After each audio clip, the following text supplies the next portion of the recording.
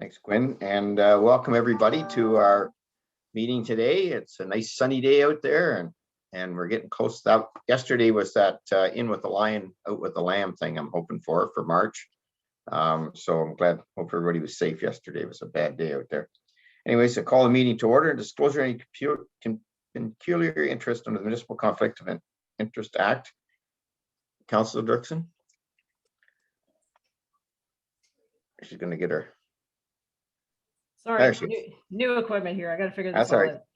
Okay, I am declaring pecuniary interest on Committee of Adjustment, item 10A, minor variance 2020-102 Martin at 9949 Road 3 North. And the reason is our farm family has a close business relationship with the Martin family. Okay, thank you. Minutes of the previous meeting moved by Councillor Anderson, second by Councillor McKenzie, that the minutes of the Town of Minto February 16th, 2021 regular council meeting be approved. All in favor? Carried. Okay. Additional items. I'll have one. Anybody else? Mark? Jean? Okay, thank you. Moved by Councillor Elliott, second by Deputy Mayor Turton. That the Town of Minto Council convenes in the committee of the whole. All in favor? Let's get my eyes going right here today. No public meetings. Watson and Associates. 3 Bridge, yep. Yeah. What? 3 Bridge. There is a public meeting with Watson and Associates. I'm sorry. Yeah, Watson and Associates. I just looked at that. Yeah. Okay. And have we got somebody here from Watson's going to do that? It's Andrew. Yes. There's Andrew. Hi, Andrew. How you doing? Nice to see you. Nice to see you. Good afternoon. So I'll share my screen with the. Great. Or actually, I guess you're sharing it on your end. We're sharing it. That's fine. But fantastic. Okay, so if you proceed to the next slide, the purpose of the meeting this afternoon is a statutory public meeting requirement under the Development Charges Act. This is a public meeting concerning an amendment to the municipality's existing development charge bylaw. And so in accordance with the act, what is required is that a background study entailing the extent of the amendment and the amending bylaw be made available to the public at least 2 weeks prior to the public meeting, and that it be on the municipality's website for at least 60 days before council considers adopting the amending bylaw. So the purpose of the meeting today is to review that background study and the proposed bylaw amendment, to allow the public to make any comments to council, and for council to receive those prior to making any final decision on the bylaw itself. And so you'll see on the next page, the scope of the amendment is an amendment to bylaw 2020-11. The intent of this amendment is to make sure that the existing bylaw today is reflective of the recent amendments to the Development Charges Act that arose from the More Homes, More Choice Act, as well as the COVID-19 Economic Recovery Act.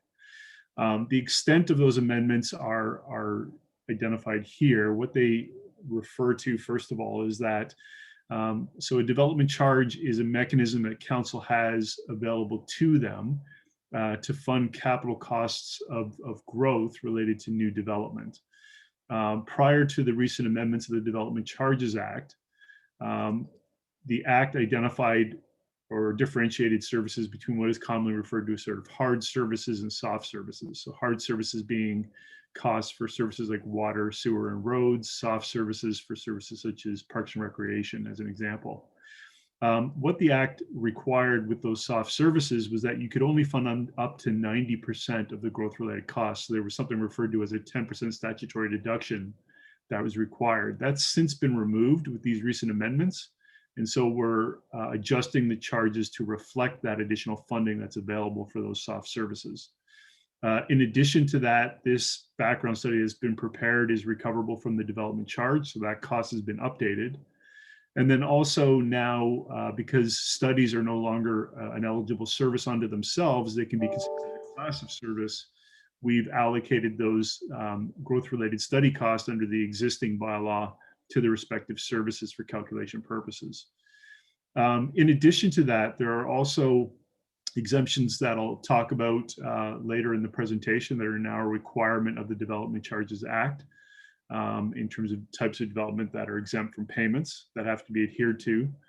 And then lastly, there's been a change with respect to the payment of development charges and how those charges are calculated, which again, we'll identify. But that's the nature of the amendments. Other than those changes, there are no other proposed changes to the bylaw 2020-11 or the underlying background study that underlies that bylaw.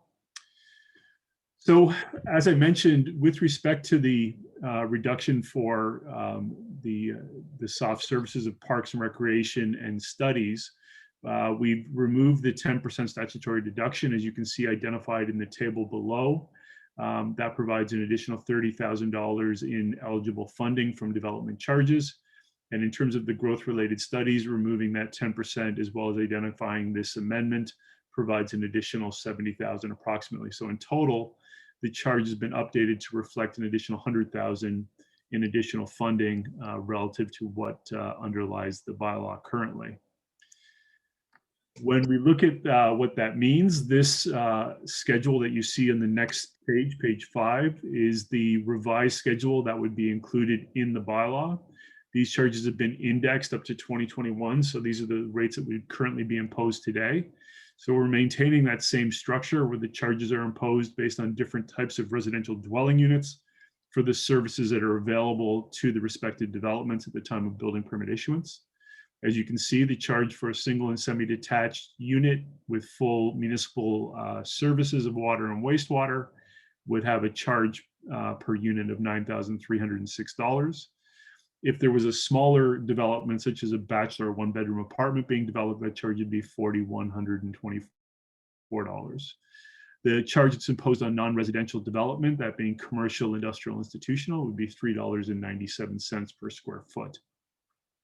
And so when we look at those charges, if you advance forward 2 slides to compare those to the current charges that are in place today, you'll see that the residential charge increases by just under 1% from $9,247 for a single detached unit to $9,306 per unit, reflective of that additional $100,000 in additional funding. The non-residential charge, again, moves up slightly by 1 cent per square foot to $3.97 per square foot of gross floor area being developed. When we take a broader perspective on those impacts, as you'll see on the next page, and we compare the total development charges that would be paid for a single detached unit, this including not only the lower tier charges of the town, but also upper tier charges of the county and educational development charges that are paid, we see that the proposed amendment keeps the same relative position, being consistent with those charges slightly above Puss Lynch, and just below Mapleton, but well below some of the other more urban areas that we see included in the comparison. Similarly, when we look at the comparison for commercial, the 1 cent per square foot on the next page, you'll see keeps the same relative position, having a very nominal impact comparable with those charges in Mapleton today. And finally, in looking at the charge for industrial, again, we see a similar impact comparable with those in Mapleton. So as a result of the amendment, adding the $100,000 in additional funding, which provides that revenue to offset those costs instead of having them funded from the capital budget, and more traditional funding sources, seeks to have a very minimal impact in the overall DC that would be imposed on development. In addition to those changes in the calculated charge, as I mentioned, we're also making changes to the respective bylaw rules or the policies. As you'll see on page 12, we're maintaining all of the current policies in the bylaw, with the exception of those that are expressly identified herein and summarized in the background study. These changes, again, are reflective of the amendments to the Development Charges Act that have to be recognized by municipalities. And so to explain those changes, firstly, development charges are generally paid in full at the time of building permit issuance. The changes to the Act now with respect to rental housing and institutional development is that those charges are no longer fully paid at the time of building permit issuance, but rather paid in 6 annual installments, with the first installment due at the time of occupancy, not building permit issuance. The same would apply to not-for-profit housing, although instead of it being paid over 6 installments, it's paid over 21 annual installments. Also, another change arising from the amendments to the Development Charges Act is that, again, what's commonly undertaken is that the charges are calculated at the time of building permit issuance, and again, fully imposed, with the exception of the ones I've identified above. Now, if a development is coming forward for a building permit, and that building permit is as a result of a site plan or zoning bylaw amendment under the Planning Act, if that building permit is within 2 years of that planning application approval, then the charge is not based on the rates in effect at the time of building permit, but rather the rates that were in effect the day the planning application was submitted. And so that has the product of grandfathering in prior rates where those planning applications were triggered and they came forward in a timely manner. And so again, those are reflected in the updated bylaw to be consistent with the legislation. As you'll see on the next page, what the Act does permit is that the municipality can impose interest on those installments, or for the period between when those charges are determined for site plan and zoning bylaw and the date of building permit issuance. So to do that, the bylaw reflects the fact that the town would apply its DC interest policy in assessing those interest costs. That interest rate policy is consistent with the other municipalities in the county and the county itself in terms of how they're administering it.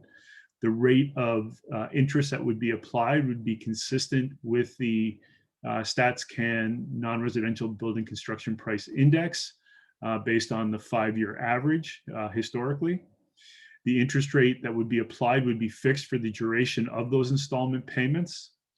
And interest would start to accrue either at the earlier of the date that the charge is calculated or the first payment being due on those charges. Also, under that policy, no interest is applied for institutional rental housing or not-for-profit housing if those developments are eligible to receive grants under the town's community improvement plan. And so those are all embraced in that interest rate policy, and the bylaw just reflects that that would be the basis for those interest charges. And so finally, the last amendment that is reflected in the bylaw is prior to the most recent amendments, if you had an existing single family home, the owner of that home was entitled to add 2 additional apartment units within that building, and those additional apartment units would not be subject to paying development charges. The same applied for medium or high density buildings, but the limitation was only to add 1 additional unit. What has changed in that respect is now those additional apartments can be added not only within the building, but can be ancillary to the existing building. So they could be for a granny suite, for example, on the same property, a unit above a detached garage as an example. Those apartment units would be exempt from payment of DCs. Also, the same would apply if there's a new development occurring, that they're allowed to have 1 additional dwelling unit either within the building or ancillary to it that would be exempt from payment of development charges. And then finally, a recent amendment that has occurred is also that universities and their developments would be exempt from development charge payments if they receive ongoing funds from the government. So that is a summary of the changes to the charge as well as the policies. As you'll see on slide 16, the next steps in the process, as I mentioned, is for council to receive input from the public on the matter, to ask any questions that you may have, and to consider based on that whether there's any changes that would be required before this comes forward to council for its adoption. What is currently being proposed is that this amending bylaw would come forward for council adoption on April the 6th. And so that concludes my presentation. If there's any questions, I'd be happy to answer them. Thanks, Andrew. I'm sure there'll be some questions. Councillor Elliott and Councillor McKenzie. Yeah, I have a couple of questions on the installment. Both of them are on the installment issue. If the industry decided to pay up front, they can pay everything up front. They don't have to go into the installment. Yeah, so yes, the short answer is yes. The technical answer to that is you would just have to have a pro forma agreement that they would have to sign, whereby you would allow them to pay it up front. So typically you'd have a fairly standard agreement. They'd be able to pay it up front, entering into that agreement, and therefore not have to pay it in installments. Okay, the second part would be, if they go into the installment payment, what happens if they miss payments or they refuse to pay?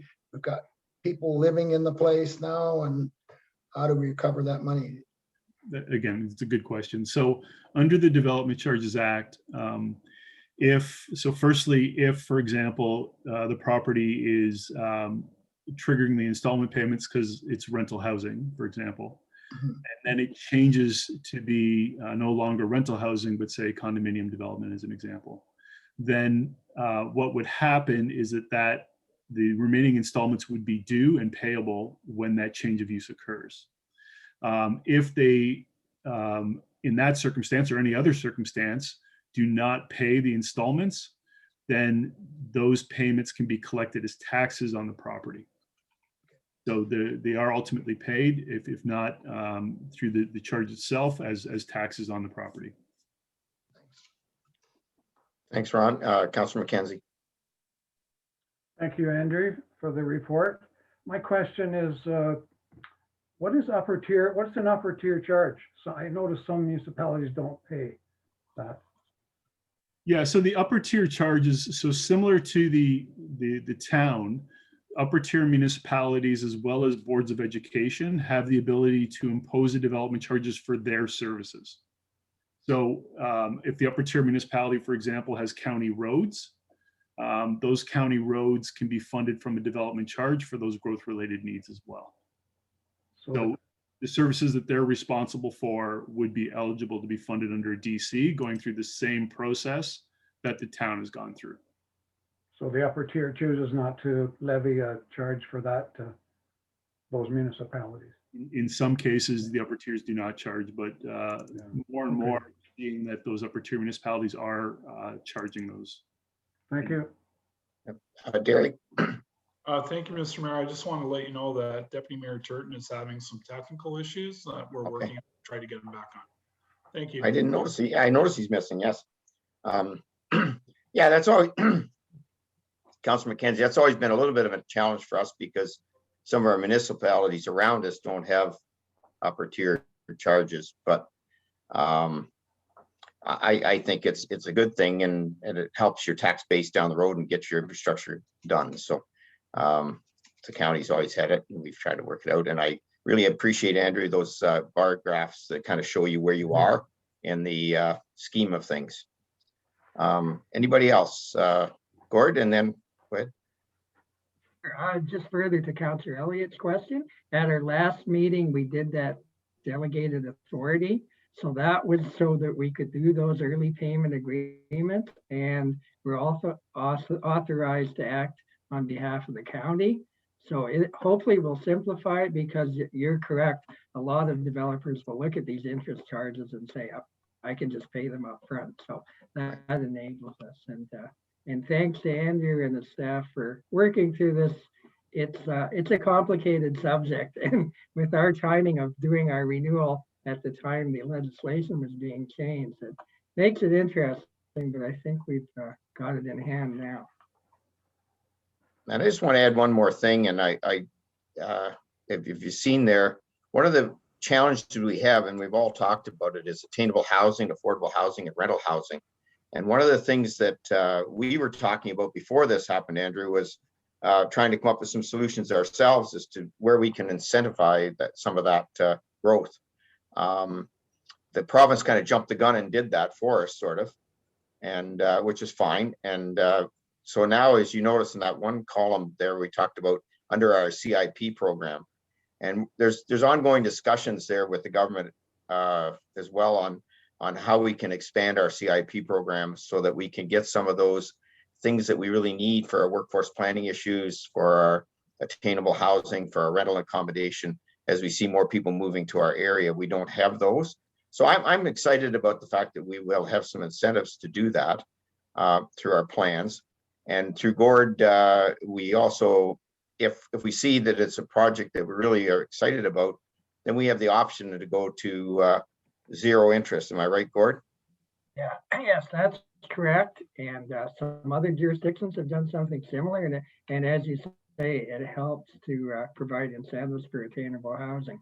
Yeah, and I'm actually working with the economic development crew with the new hire that they did at the county level to work on that whole housing issue. So we're hoping to, Jean, I know that's been an issue in your mind as well, attainable housing. So let's hope we can use some of these tools. So thank you very much for that presentation. That was well done. Deputy Mayor Turton, did we miss you? Did you have anything you wanted to say? Because you were off there lollygagging or doing whatever. I don't know, get in trouble with technology. No? Are you good?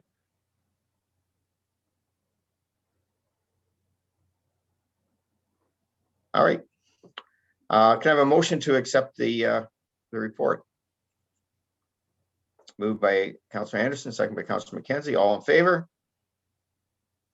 Thank you. Thank you, Andrew. Thank you very much. Okay.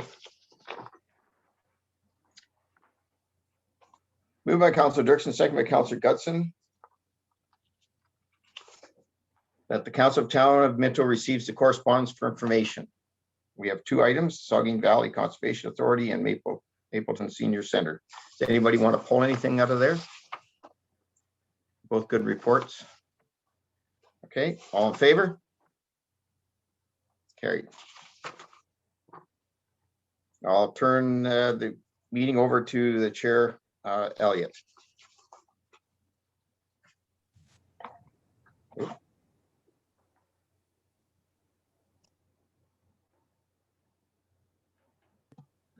Sorry, wasn't ready for that. I'd like to turn it over to Matt. Matt, you could give us the information we need on what we met with in our PRAC committee. Yeah, thank you, Councillor Elliott. So we met as PRAC last week on Monday. Just some of the highlights from that meeting were that we have two gentlemen interested in the vacant position on PRAC who took in this meeting for the Palmerston rep position, and the committee will vote on it next month. We hosted a virtual screening of Some Kind of Heaven last month at the Norgan with the help of our Film Fest group, which even included curbside popcorn pickup, which was nice to see something happening at the theater. The Harrison Arena reopened the Tuesday after Family Day Monday, and we've hosted minor hockey in our skating clubs, grassroots hockey, and the odd local rental. It'll be status quo for March if we stay red. We do have more options if we go orange, and we're shut down if we go gray. We interviewed around 30 candidates for pool and day camp positions, and we're narrowing it down, and we'll make conditional offers soon. We ran a virtual at-home alone course in February, and we're looking into offering more virtual training in the coming months. We last May did a couple of online babysitting course programs. They've been well received, and for the most part, well, the kids these days are quite good with technology. So we're looking to continue those, even if we get to do them in person again. We've also resumed our after school programs and are looking into a day camp program over the week-long break in April if we are permitted to run. Walking programs with cohorts of 10 have started up in Clifford, Harrison, and Palmerston. So cohorts of 10 means not 10 at a time. There's like 10 in that group total and no more. And we can certainly do more in orange than red from a programming perspective, but we'll see where things trend in the coming weeks. Lastly, we will endeavor to complete the master plan process this year. All 9 members of the task force are interested in continuing. Whether it's virtual or in person, the task at hand will be to effectively reach out and hear from our residents and users. But we have a lot of means at our disposal, so we're going to do the best we can. And that's all I got. Thanks, Matt. I'll read the motion and then we'll receive questions if we can. Moved by Deputy Mayor Turton and seconded by Councillor Dirksen. The Council of the Town of Minto receives the Parks and Recreation Advisory Committee minutes of February 22nd, 2021, and approves any recommendation contained therein. Any questions or comments? Seeing none, all in favor? That's carried. And I'll move the chair back to Mayor Bridge. Councillor Elliott, and I'll turn it over to Belinda for the Cultural Roundtable minutes. Good afternoon, Mayor Bridge and members of council. Just going to highlight a couple things from our Cultural Roundtable meeting last week. So we have launched our COVID-19 support grants and we have had some uptake. There was 5 that have been approved at the staff level already. 2 more have come in, so that is great. We did have some discussion around groups that weren't based in Minto but cover our area. And so one of those groups did apply, and that was the Big Brothers Big Sisters of North Wellington. And so the committee felt that although their head office is based in Mount Forest, they do service Minto and have members on their board and service our community. So a motion was put forward that we do accept and approve that grant. And then we spoke a lot about a really exciting partnership opportunity with the PIN network, which covers Guelph Wellington. We have worked with them previously, but this is a more, I guess, formalized arrangement. We're going to become a member, or there was a motion put forward to become a member. They're offering a lot of great free webinars and ones that we had identified as things that we wanted to offer ourselves. So instead of reinventing the wheel, we're partnering up with them to deliver that training virtually, as well as all kinds of promotion opportunities around volunteer recruitment and retention. So we're looking forward to moving ahead with that. And we're also planning a webinar series coming up later this month around social media, helping our groups get onto things like Facebook, Instagram, Eventbrite, and utilizing those tools because they will become even more important as we go forward and people expect to have those things in place now. And yeah, so that were kind of the highlights out of this meeting anyway. And I should note, thanks to Councillor Dirksen, it was a quick meeting, but we did not end at 6 o'clock. We ended at 7. So that would just be a correction to those minutes. But that's it, if there's any questions. Questions? No, great job, Belinda. And this group keeps coming up with some great ideas. So thanks for all your contributions. Moved by Councillor Gunson and seconded by Councillor Elliott, the Council of Town of Minto receives the Cultural Roundtable Committee minutes of February 22nd, 2021, and approves any recommendations contained therein. All in favor? Opposed, if any? Okay, good. Passed. Staff reports, and Quinn is going to present one on the Coordinated Legislative and Human Resources Services Joint Health and Safety Annual Review. Go for it, Quinn. Yeah, so I'm just here with our 2020 health and safety update. We do it every year just to let you know kind of what we've done. I actually have a lot to report this year. We managed to get a lot done, but I would just like to preface it by saying that most, if not all of this was done by Caitlin before she went off on maternity leave. She joined the Health and Safety Committee in February and she really hit the ground running. So last year, thanks to Caitlin, we implemented a new incident reporting form, which lets us better track the incidents that we've had, as well as a new near miss reporting form, which allows us to more proactively work towards mitigating health and safety hazards. So last year we had 6 reported incidents, 4 were injury and illness related, 1 was due to a slip, trip, or fall, and 1 was vehicle related. We took redacted versions of the incident reporting forms to the health and safety meetings, and we discussed them and come up with recommendations to give to the department heads to help prevent those types of incidents in the future. And they took them back to their staff and implemented all of those recommendations. We updated all of our MSDS binders with all of the updated information, and we actually now have an electronic version where we've linked all of the chemicals that we use to their manufacturers' websites. So now they are updated as the manufacturer updates them. So we don't have to print them and update the binders every year. We completed our semi-annual workplace inspections in June and September, and I'm glad to report that there were no major issues identified. We had to remind some people to keep their workspaces clean from clutter and make sure that all the exits were easily accessible, but those were super easy things for everyone to fix. So we circulated reports to all the department heads, and it was up to them to fix what was going on in their areas. We also completed job hazard assessments, which were new for us. We did one for every position in every department. We went through all of the tasks that we expect our employees to complete, and we broke them down into individual components, scored them on how risky they are, and then came up with controls to try and mitigate those risks and easy ways to implement those controls to try and keep our staff as safe as we can.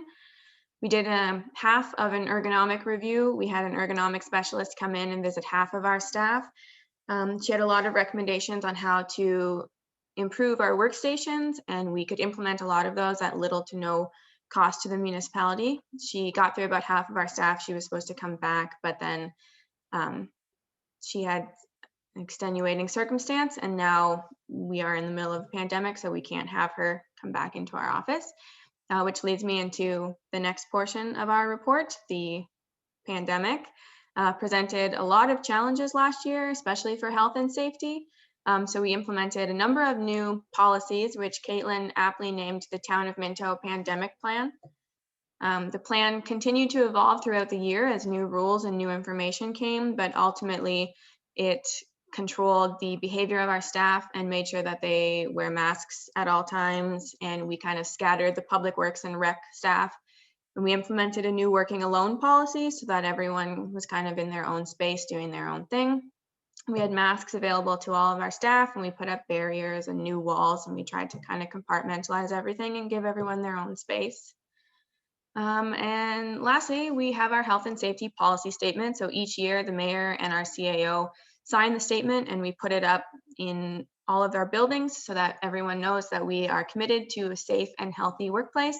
The statement tends to stay the same year after year, but it kind of outlines the purpose of the Health and Safety Committee and lists the objectives that the committee aims to meet this year. So I've attached it as a schedule to my report, and also the health or the job hazard assessment if anyone has any questions about either of those. But yeah, my recommendation is just that this report be approved for information and that you direct the mayor and the CAO to sign the policy statement so that I can put it up in all of our buildings. Thanks, Quinn. Okay, I'll read the recommendation and then we'll ask any questions. Moved by Councillor McKenzie, second by Councillor Anderson, that the Council of the Town of Minto receives the report of the Coordinator, Legislative and Human Resources Service dated March 2nd, 2021 regarding the Joint Health and Safety Committee annual review for information and approves the annual health and safety policy statement. Questions for Quinn? Good job, Quinn. Hearing none. Derek, did you have something? Thank you, Mr. Mayor. I just wanted to thank both Quinn and Caitlin for an outstanding job. We were a little bit outdated in some of our policy work when I got here, and I can tell you the amount of work that's gone into bringing us back up to speed has been fantastic. Just before the pandemic hit, we did have a visit from the Ministry of Labor that came in and reviewed all our policies and our health and safety inspections. It went very, very well. That was just an administrative inspection, but they were scheduled to come back and do a walk around, but unfortunately the pandemic sort of pushed that off, but we would expect they'll come back. So we look forward to their input as we move forward, but congratulations to both staff for doing a fantastic job in getting us back up to speed on our administrative and quality work. So thank you very much, Mr. Mayor, for allowing me that time. Thank you, CEO. All in favor? Carried. Good. Now I'll turn it over to Councillor Dirksen. Thank you, Mr. Mayor. And we have a couple of items on the agenda this afternoon, and I will call Mike McIsaac to take us through the first one about our cemeteries. Okay, thank you, Councillor Dirksen. So the reason for this report coming to council on the cemeteries is to look at the implementation of the proposed plans that were submitted as part of the cemetery master plan from Hilton Landmarks back in 2019. So to start us off here in the Clifford Cemetery, we currently have a 72 niche columbarium in place, which is in the center of this area shown. And then I guess the idea would be for the Clifford Cemetery at this point would to be able to provide a secondary option for interring cremated remains with in-ground cremations, which would be proposed in the area in the red circle there to the south of this area, I guess. And this could be done with very minimal impacts to the current location. It's just formalizing the layout for those cremations. Okay, if we move on to the Palmerston location. That, yep, that's it. I was hoping for the outlines to be shown on that as well. But anyways, the Palmerston Cemetery, this is the island out in the front of the main part of the Palmerston Cemetery in front of the chapel. And there's currently a number of cedar trees and one large maple tree that is kind of on its way out. Those would have to be taken down in preparation for any works to be completed here. And then the idea for this cemetery to move forward would be to implement the center circle, which is a trellised area with 3 upright columbarias in place. With the installation of that, then we could formalize the in-ground interments to the bottom left corner, which would be almost half of this area we could put into production without having to implement any further columbariums at this point in time. And then if we can go on to the Hairston Cemetery here, there's a lot of moving parts with the Hairston Cemetery with the current full burial plots and then the existing cremation gardens in this location. So in order to be able to keep as much with limited impacts to these areas, we would be able to, the upper black circle there would be to formalize some of the parking areas, which are currently, there's a small island of grass and a couple of ornamental trees in place at that location. We could remove that and formalize some parking there, as well as the other secondary parking area in front of the current cremation gardens. With those 2 items in place, we would then more than likely be able to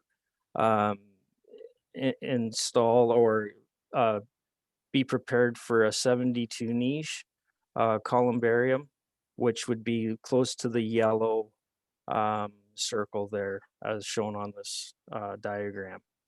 And then the remaining items there, as we move forward with to see how much interest there is in some of these cremations moving forward, they are becoming more prominent. More people are getting cremated over the traditional full burials. So having other opportunities to inter cremated remains in the cemeteries just gives people another option throughout. So that's kind of moving forward with cremation gardens. Just to be able to provide alternatives for people when at this time, I believe would be very beneficial. In Clifford, there, the 72 niche columbarium that was put in place in 2012. We're currently at about a third occupancy in that, or of sales.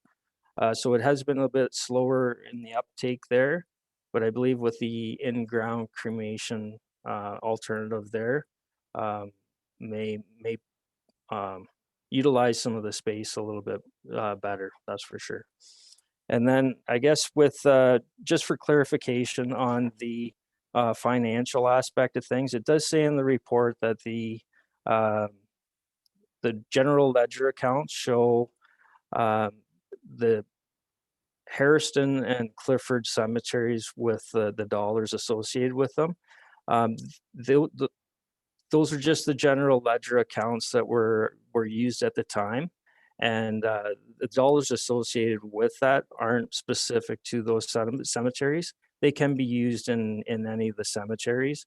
It's just typically when there's donations sent in to the municipality, those are specific to the cemetery that the donation is for, unless the person doesn't really have any specification for what the donation's for at that time.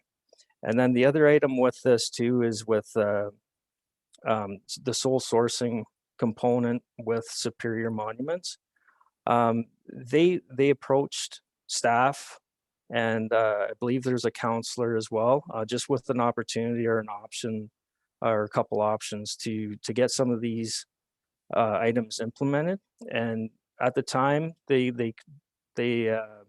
brought forward the opportunity to for them to finance the columbarias as required, and then the town would then get a percentage or a financial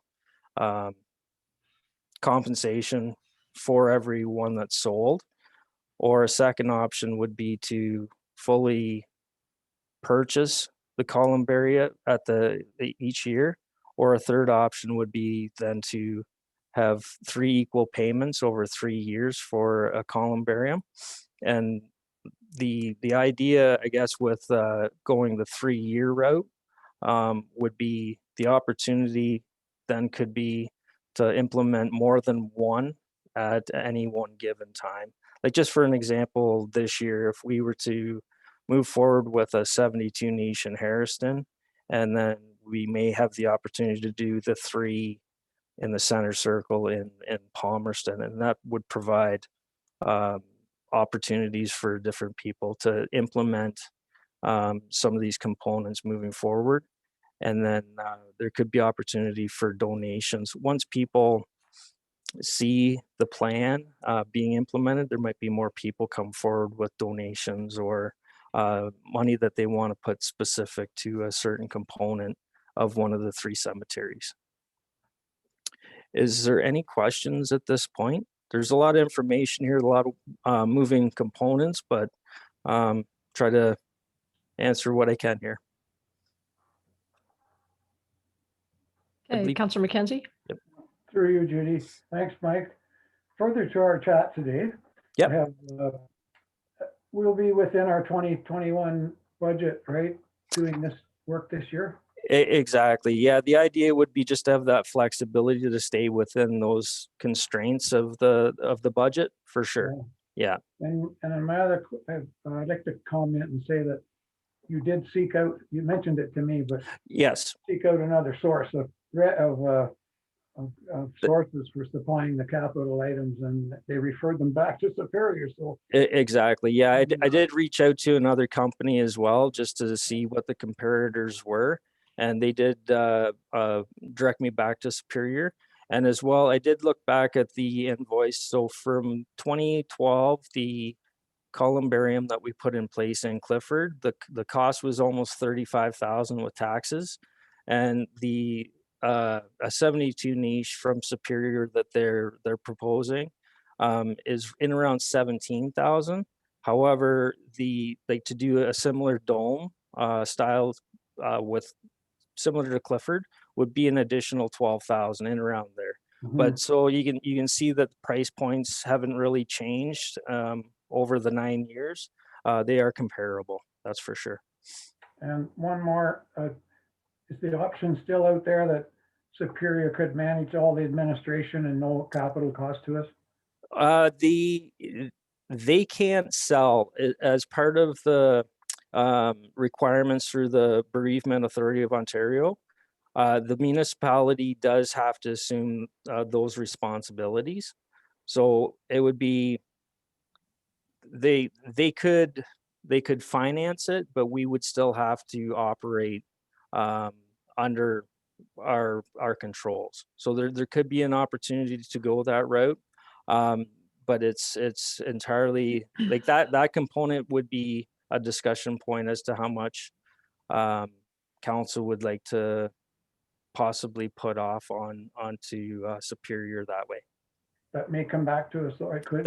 Yeah, it could come back in the future. Yeah, for sure. Yeah, thanks, Mike. Okay, is there anyone else with a question? Okay, seeing none, I'm going to read the recommendation. I'll give you a chance after that in case something else comes up. The recommendation is that the Council of the Town of Minto receive the report from the Road and Drainage Manager dated March 2nd, 2021 regarding cremation garden implementation schedule. And further, that staff be authorized to proceed with implementation of the work plan as outlined in this report. And further, that staff enter into a sole source purchase agreement for various columbaria options implemented in the various cemeteries based off the individual designs with Superior Monuments of Waterloo within the annual capital budgetary restraints. Okay, one more chance for questions. Okay, going to call a question. All in favor? And thank you. That carries. I can see everybody's hand tonight. Today. That's great. Okay, and we have a second item here. We're going to talk about that bridge in Palmerston again. Thank you. So yeah, the reason for this report is just we did have the tender closing for the Brunswick Street Bridge in Palmerston, which has been closed since 2018. And yeah, the low bid for this project is Robus Farm Service out of Moorfield, and it is a relative of Moorfield Excavating, if anybody was recognizing that name. It's not the same company as Moorfield Excavating, but it is a sibling. And yeah, we had lots of interest with this project. I believe there was 10, if I remember correctly, and they are all shown in the attached report from Triton Engineering. Is there any questions with this one?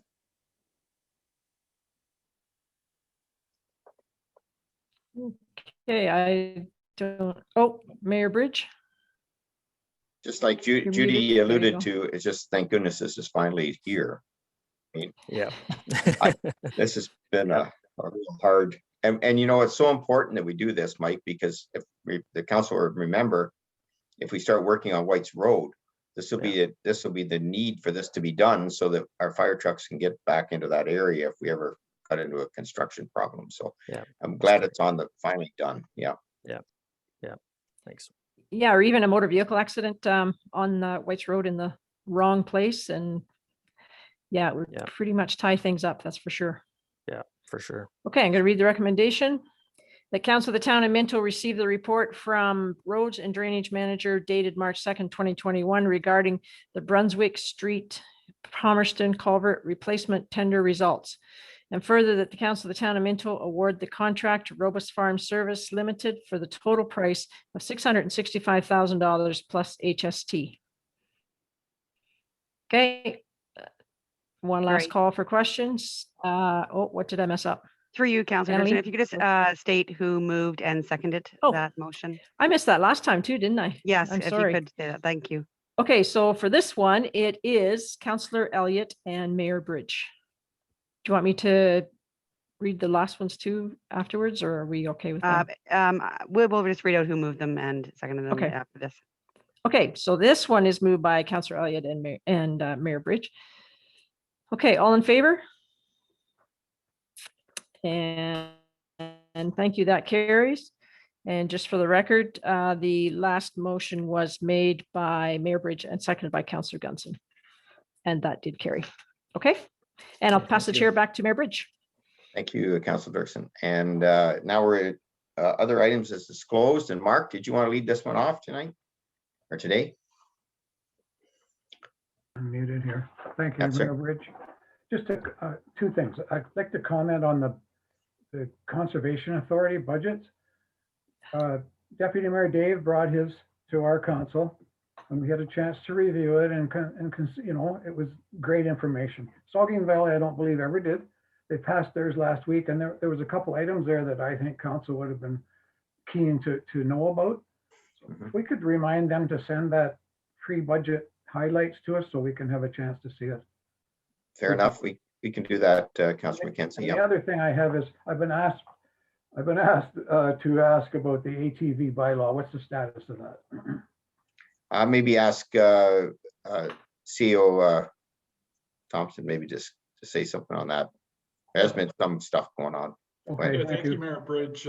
Through you to Councillor McKenzie. So, Councillor McKenzie, all of the lower term municipalities in Wellington County had a meeting last week, I believe, where we talked about a number of different things around ATV use on both municipal roads and both on the county roads. As you can imagine, there is varying differences of opinion on what would take place. And as you're well aware that under the new provincial legislation, if you were a township or a county, that you automatically fell into they're allowed on the road. Ourselves and the town of Erin both have to pass bylaws for nay or yay for ATVs. So Terry Kuipers and myself are, and Cam, quite frankly, are working through some of the public input that we received, and also talking to our neighbors, Wellington North, pardon me, and Mapleton, to make sure that we're consistent across the northern part of the county. So I believe, and I don't want to speak for Terry directly, but I think our approach would be that we would like to bring the report back to council for the first week or the first meeting in April. Yeah. Yeah. We want to get it done, I think, Councillor McKenzie, before the season hits us, right? So we'll have a discussion with another report. Remember, we had kind of said we'd wait and see what the other ones were going to do because we weren't sure what was happening there. So. Okay, thanks so much, Derek. Yeah. Yeah. Okay. So look forward to it on the 6th. I think we'll try to get that done. Okay, thank you. Mayor Bridge, I think Councillor Dirksen has a question. Sure. Yes, go ahead, Councillor Dirksen. Yeah, just a comment, because Minto borders municipalities that are not in Wellington County. Will there be any information on, for instance, what West Grey does? And yes, okay, that's great. Yep. Thank you. Yep, we've covered those bases. Thank you, Councillor. Perfect. Thank you. Perth as well. Perth as well. Yeah. Yeah. Okay. Actually, Howick in Huron County. Yeah, so we'll have that one too. We'll have to cover them all. Jean, where are you? There she is.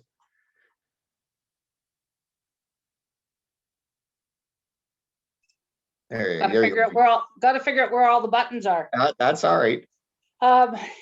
New technology, you know. I just wanted to give an update on our community Christmas dinner. It was a long time coming up with what to do with, but I just thought it would be of interest to council. Our food banks in our area declined our donations because they're so well situated right now. So we did a fair bit of research. We talked to the county level, trying to figure out, okay, who would most benefit from this. So the recipients are the Clifford Rotary Club, which are struggling a bit because they don't have the usual fundraisers, and they support our dinner every year by loaning us roasters and helping us get things set up. And the Big Brothers and Big Sisters group in North Wellington, and I know they're located in North Wellington, but they do serve our community, and our thoughts were they're supporting 2 full-time workers who are helping the youth in our community, and thereby maybe preventing some of them from becoming those that are in need of mental health assistance or other social assistance avenues that aren't really readily available, just by connecting them with people or counselors and families that can support them. So those seem to be the most worthwhile causes, and both of those are in need of assistance. If people know, because I know the food banks, when I talked to them, they said we're directing people towards the Big Brothers and Big Sisters because people are looking, the people who have money are wanting to help out those less fortunate, and the food banks really have not been hit badly in our area, and they're exceedingly well supported. So I just like to let the community know where the funds went to and how it's being used in our community. Thanks for that, Jean. And Big Brothers and Big Sisters, they have the big bowling thing, which probably is going to be tough for them to do. So a good idea to give them some help. Because Yeah, they've lost a lot of their fundraising opportunities. Yeah, for sure. Thank you. Okay, I have a couple items. One on the same idea. The county grants were doled out last week or last meeting, and we were lucky enough to. One of the things we talked about was with the Agriculture Society suffering a little bit too. We bumped their grants this year, and actually, Judy, all the farm grants got bumped up by $500. So I think 4-H and everybody, whoever they've got, they went up another $500 to $1,000 for the agriculture societies across Wellington County, and the farmers markets all got $2,000 because again, there's a situation there where they struggled, had lots of PPP, but they managed to get up and running, except for Everfoyle. I think was the only one didn't run last year, and they want to get started this year. They're going to run again this year. So hopefully they'll have a better season and won't have as many restrictions, but if they do, they've got some money to work with.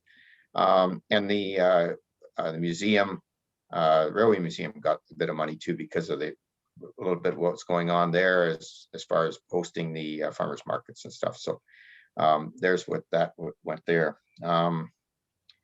Other than that, I mean, you've seen the today's results. We had a little bit of a bump up at the county, not so much at the county, but at the Guelph area. And over the weekend, we moved. We're sitting in orange, moving towards yellow, and now we're sitting in red again. So I think today's numbers are only 5 overall. So we held the line there, and maybe we can still keep in that red zone, at least not go up to a gray zone or whatever.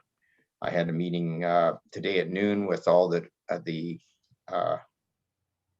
heads of the public health units, and there's a lot of concern out there with, I would call it pandemic weariness. It was interesting to hear a lot of the different regions, some of the concerns they have about whether their businesses can survive and this type of thing. But the health issue is still a big thing, and with the new variants, it's becoming a little tougher and tougher to work on. And the last thing that I have to if you get a chance to look at your Facebook live, and it's going to be in Whiteman, we had International Women's Day. Congratulations to all the women on the group on the call today. International Women's Week this week, and the day is on the 8th. And we had some recipients that were given $50 from the Royal Bank, or RBC, I guess I should call it now, and $50 certificates, and get a chance to look at your Facebook pages and Whiteman's. And Derek and I did a little shout out to them. So if you get a chance to look at it, that'd be great. So other than that, I have nothing more. Mark. George, could I ask, the county grants used to be for nonprofit community groups. That's the first I've ever heard of them going to municipal run service. In what way is it municipal run? No, they've always had that in there. No, it's changed. I wondered how they got a grant. So the town owns what, the museum? Yeah, we run that. Yeah, we run it through a committee, but it's always been able to get grants lately. Okay, I didn't know municipalities could apply. Yeah, they've actually upped the amount of money in there too, as long as it's a nonprofit situation. When you say nonprofit, it's a town situation, but it's for a group that was running it. So they're considering that now. Yeah. Thanks. Okay. All right. Anybody else? Anything? Okay, good. I guess we have one more thing, and then Annalene, we have to come back at 5, right? So through you, Mayor Bridge, I think at this time we could probably take a break until 5 p.m. At which time we can go into the resolution. At 5 p.m. we can go into a committee of adjustment. Okay, so we'll do it then. Yeah. Committee of adjustments. Do I move it back to committee of the whole right now, though? We are still in the committee of the whole, so the next move will be moving into committee of adjustment after we come back at 5 p.m. Okay, so try to come back in just because of technology and stuff. It's always nice to get back 5 minutes earlier than that, just so we get up and running. Okay, everybody, that's fair. We'll see you at 5 to 5. So do we close? Can't get the photo. Okay. Thanks, everybody. We're back and moved by Deputy Mayor Turton and seconded by Councillor Mackenzie that the Town of Minto Committee of the Whole convenes in the Committee of Adjustments. All in favor? Carried. And Committee of Adjustment agenda, and I will call the public meeting to order and publicly state any decision reached by the committee today cannot be used to set a precedent. Each application considered by the committee is dealt with on its own merits, and no two applications are exactly the same. I will state the public hearing is to consider a minor variance application MV 2021-02 for Mervyn Martin.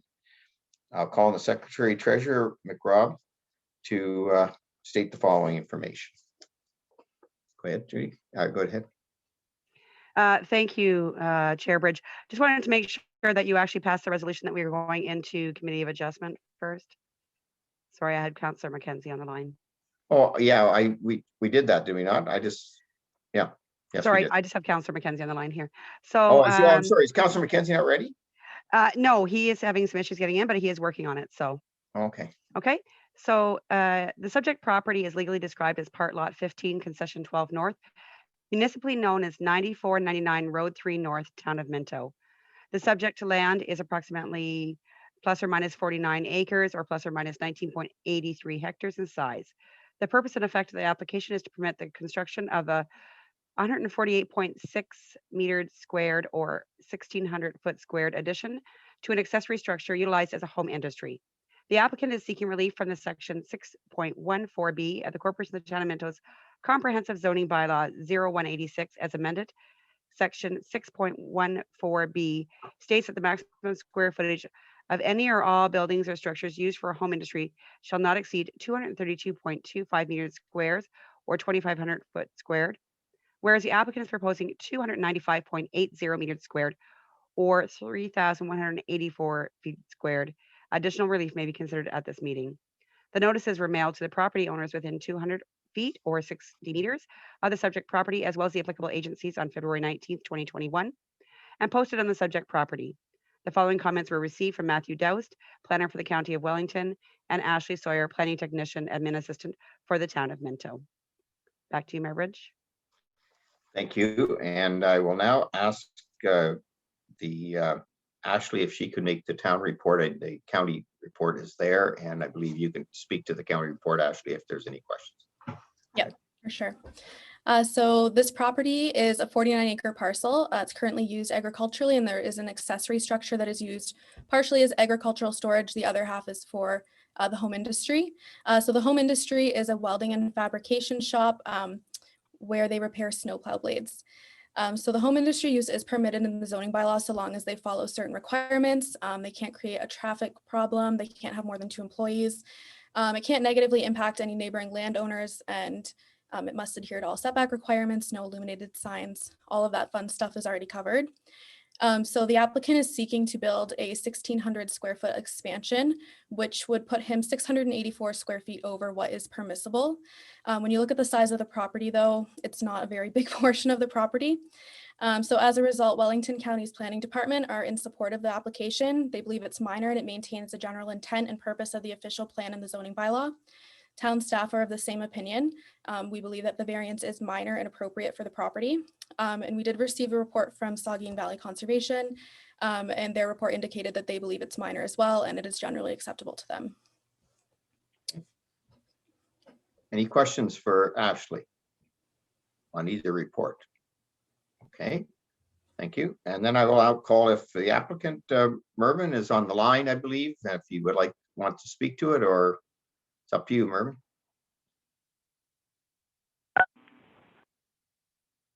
Hi, how are you? Yeah, good. Go ahead. We hear you. Okay. Did you want to speak to your application, or? It's no. I'm just here to answer questions if there's questions. All right. Well, I'll keep you informed if there's going to be a question. Thank you. Okay. And do we have any speakers registered to speak against the proposal? I don't believe we do. Through you, Mayor Bridge, we do not. Okay. Any questions from the committee? Okay. Do you want to provide the resolutions, Annalee? I would suggest the one Sorry, for through you, Mayor people. Bridge. Sorry. Yep, let me just pull that up. So if you would like, I can present to you the one to approve. Yep, I would believe so. Yep. Thank you. That the Town of Minto Committee Adjustment approves the application by Mervyn Martin for the property legally described as Part Lot 15, Concession 12 North in the former town of Harrison, municipally known as 9499 Road 3 North in the town of Minto, to permit the construction of a 148.6 metered square or 1,600 foot squared addition to an accessory structure utilized as a home industry. Relief is granted from Section 6.14D of the Town of Minto's Comprehensive Zoning Bylaw 01-86 as amended. I would need a mover and a seconder. Okay, moved by Deputy Mayor Turton. We have a seconder, Councillor Anderson. All in favor? Approved.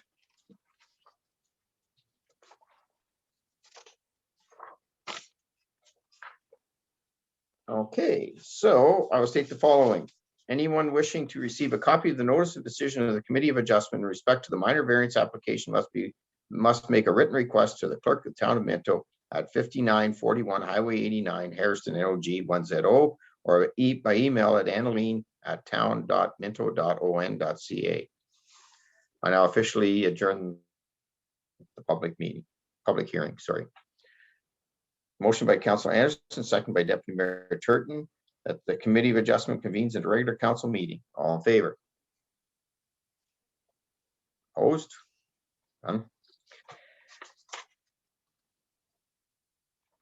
Moved by Councillor Gutson, second by Councillor Dirksen, that the Council of Town Minto ratifies the motions made in the Committee of the Whole. All in favor?